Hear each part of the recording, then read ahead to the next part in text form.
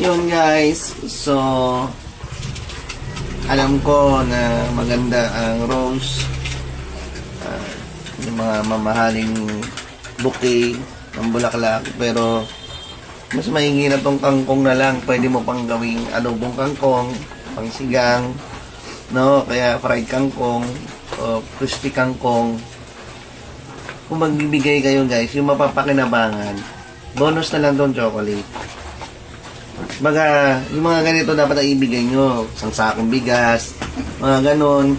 Yung bulaklak wala malalantay yun, nilipas. Minsan, kung maghihiwalay pa kayo, di ba? Basura lang yun. Mga ganito dapat na ibigay nyo.